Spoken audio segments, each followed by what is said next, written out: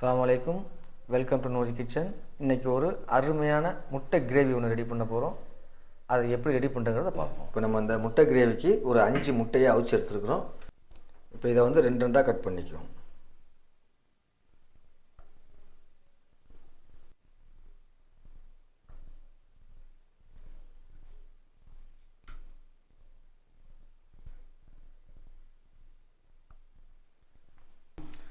இப்போ எல்லா முட்டையும் கட் பண்ணி எடுத்துட்டோம்.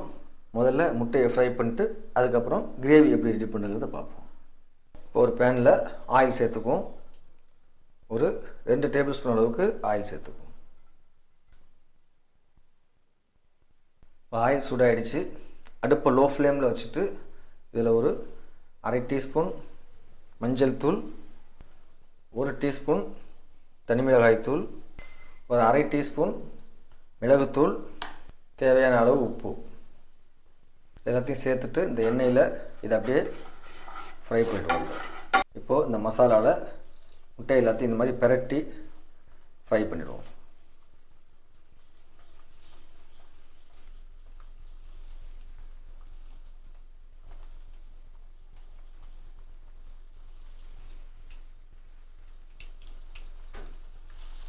இந்த எல்லா முட்டையும் இதில் ஆட் பண்ணிட்டோம்.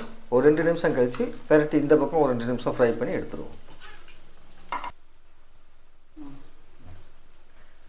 இப்போ 2 நிமிஷம் ஆகிடுச்சு. இது அப்படியே எல்லாத்தையுமே பிரட்டி போட்டுருவோம்.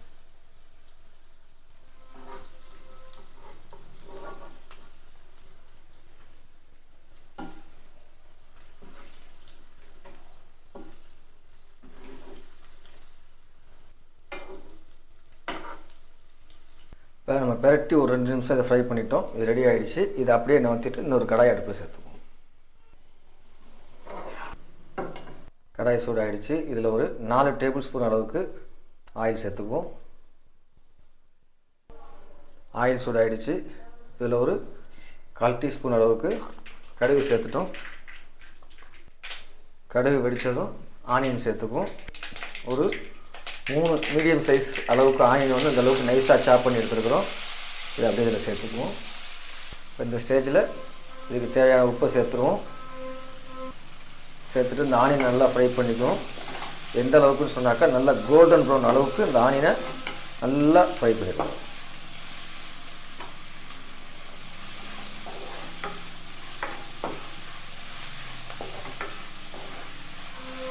இந்த ஆனியன் ஃப்ரை ஆகிட்டு இருக்கிற டைமில் ஒரு 2 பச்சை மிளகாய் இந்த மாதிரி கீரி அதில் சேர்த்துக்குவோம்.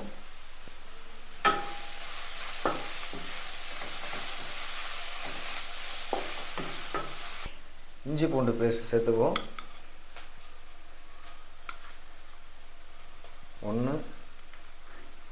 1.5 டேபிள் ஸ்பூன் இஞ்சி பூண்டு விழுது சேர்த்துருக்குறோம். இந்த ஆனியனோடு சேர்த்து இதே நல்லா ஃப்ரை பண்ணிடுவோம். இப்போ நம்ம இஞ்சி பூண்டு சேர்த்து ஆனியன் இஞ்சி பூண்டு எல்லாம் நல்லா ஃபுல்லாக ஃப்ரை ஆகி இந்த கன்சிஸ்டன்சிக்கு வந்துருச்சு. இந்த அளவுக்கு நல்லா கோல்டன் ப்ரௌன் வந்தால் தான் அந்த முட்டை கிரேவி நல்லா டேஸ்ட்டாக இருக்கும். இப்போ நம்ம இந்த அளவுக்கு அதை ஃபுல்லாக வதக்கிட்டோம். இப்போ இதில் மசாலா ஆட் பண்ணிக்குவோம். 1 டீஸ்பூன் தனி மிளகாய் தூள், 3/4 டீஸ்பூன் மிளகுத்தூள், 2 டீஸ்பூன் தனியாத்தூள், 3/4 டீஸ்பூன் சீரகத்தூள், அரை டீஸ்பூன் கரம் மசாலா. இது எல்லாத்தையும் சேர்த்து இந்த ஆனியனோட ஃபுல்லாக எல்லாத்தையும் நல்லா அந்த பச்சை வாடை மாறுற அளவுக்கு வதக்கிக்குவோம்.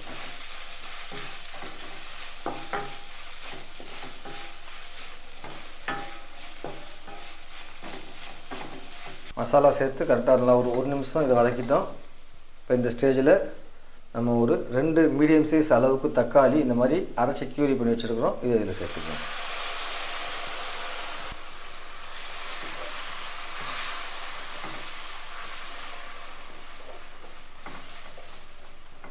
எல்லாத்தையும் நல்லா ஃபுல்லாக மிக்ஸ் பண்ணிவிடுவோம்.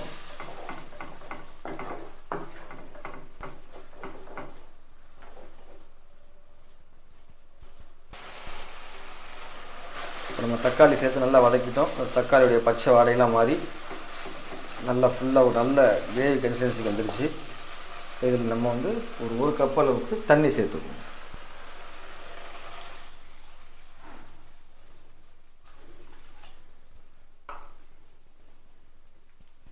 தண்ணி சேர்த்துட்டு எல்லாத்தையும் ஃபுல்லாக மிக்ஸ் பண்ணிவிடுவோம்.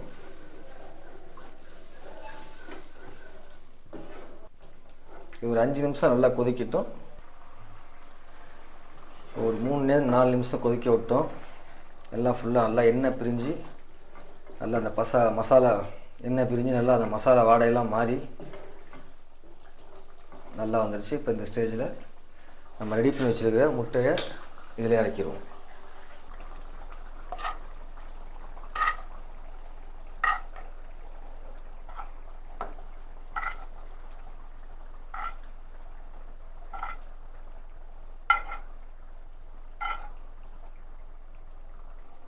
இந்த கிரேவியில் ஃபுல்லாக எல்லா முட்டையும் நம்ம டிப் பண்ணி ஒரு 2 நிமிஷம் இதை கொதிக்க விடுவோம். லோ ஃப்ளேமில் வச்சு கொதிக்க விடுவோம். அப்போ தான் அந்த மசாலாவுடைய அந்த டேஸ்ட் எல்லாமே இந்த முட்டையில் ஏறும். இப்போ நம்ம அந்த முட்டையை ஆட் பண்ணி ஒரு 3-4 நிமிஷம் இது கொதிச்சிடுச்சு. இப்போ இந்த ஸ்டேஜில் மேலே கொஞ்சமாக கருவேப்பிலை சேர்த்து அதோட கொஞ்சமாக நைஸாக சாப் பண்ண மல்லி இலையை சேர்த்து அடுப்பு ஆஃப் பண்ணிவிடுவோம். இப்போ முட்டை கிரேவி பக்காவாக ரெடி ஆகிடுச்சு. அடுப்பு ஆஃப் பண்ணிட்டோம். இதை க்ளோஸ் பண்ணிவிட்டு மூடி வச்சுருவோம். ஒரு அருமையான முட்டை கிரேவி ரெடி ஆகிடுச்சு. இந்த கிரேவி வந்து பரோட்டா, சப்பாத்தி, தோசை இந்த மாதிரி எல்லா ஃபுட்டுக்கும் காம்பினேஷன் ரொம்ப நல்லாயிருக்கும். இப்போ நம்ம வந்து ஒயிட் ரைஸோட இந்த முட்டை கிரேவியை மிக்ஸ் பண்ணி சாப்பிட போகிறோம். இதே மாதிரி நீங்கள் ட்ரை பண்ணுங்கள். பிடிச்சிருந்தால் லைக் பண்ணுங்கள், ஷேர் பண்ணுங்கள், கமெண்ட் பண்ணுங்கள், மறக்காமல் சப்ஸ்கிரைப் பண்ணுங்கள்.